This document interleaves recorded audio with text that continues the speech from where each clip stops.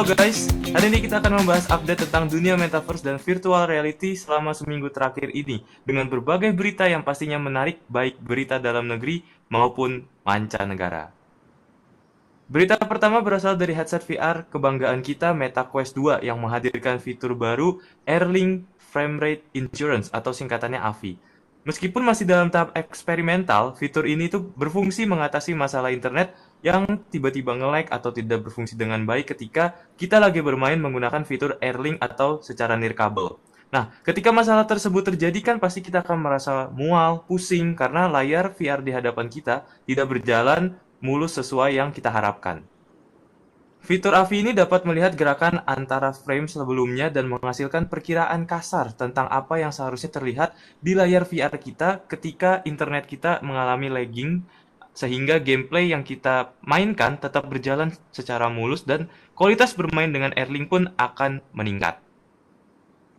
Selanjutnya berasal dari salah satu perusahaan raksasa yang bergerak di bidang teknologi. Siapa yang tidak mengenal Qualcomm? Nah, perusahaan Qualcomm ini mendukung dan mengembangkan ekosistem metaverse lewat program Snapdragon Metaverse Fund. Qualcomm akan mengeluarkan dana dan menginvestasikannya sebesar 1,4 triliun rupiah. Bayangkan guys, 1,4 triliun bagi para pengembang atau perusahaan yang membangun ekosistem metaverse termasuk teknologi extended reality, augmented reality, dan kecerdasan buatan atau AI untuk mengembangkan proyek-proyek mereka.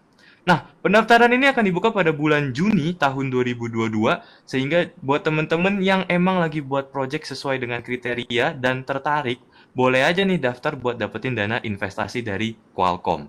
Selain itu juga, Qualcomm juga mengumumkan bahwa mereka sudah bekerja sama dengan Square Enix yang merupakan bagian dari Snapdragon Spaces Project untuk mengembangkan headset dengan pengalaman gaming mixed reality sehingga bisa membawa kita ke dunia metaverse dan tentunya konsol ini sudah menggunakan prosesor Snapdragon. Siapa yang nggak kenal prosesor Snapdragon?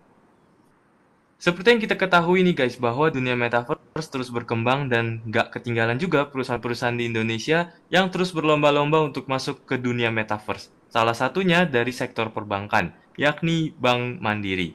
Bank Mandiri bersama dengan Weir Group yang belum lama ini mengadakan talk show dengan tema The Future of Immersive Living Experience in Metaverse terus menunjukkan keseriusannya untuk melakukan ekspansi bisnis ke dunia metaverse demi memaksimalkan layanan dan memenuhi kebutuhan para nasabahnya.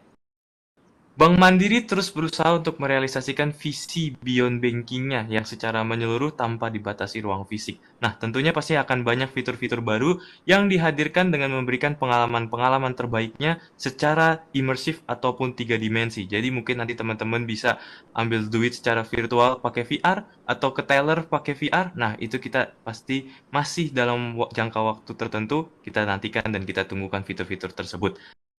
Tidak hanya dunia perbankan nih guys, dunia pendidikan pun juga segera memasuki dunia metaverse dan salah satu yang pertama mengembangkannya adalah Universitas Katolik Indonesia Atmajaya. Nah, Unika Atmajaya ini berencana membuka mata kuliah di metaverse yang akan diluncurkan akhir tahun ini pada ajang presidensi G20 di Bali. Nah, pemanfaatan teknologi metaverse ini akan memberikan pengalaman sekaligus juga sarana bagi mahasiswa mereka berinteraksi dengan teman dan juga para dosennya, khususnya di tengah pandemi ini nih ya. Sehingga pembelajaran secara daring pun bisa berjalan dengan optimal dan tidak berbeda dengan pembelajaran secara langsung ataupun offline. Inovasi dan teknologi ini juga memberikan peluang peningkatan produktivitas dan juga bersifat inklusif. Unika Atmajaya berkolaborasi dengan Weir Group Asia dalam mewujudkan hal ini yang merupakan perusahaan yang berfokus pada teknologi metaverse seperti augmented reality, virtual reality, dan artificial intelligence. Kita nantikan fitur-fitur dari Unika Atmajaya.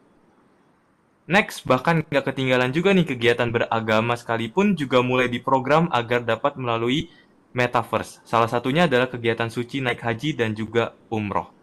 Menteri Agama Yakut mendukung kegiatan ini untuk mendukung transformasi digital nih guys di Indonesia.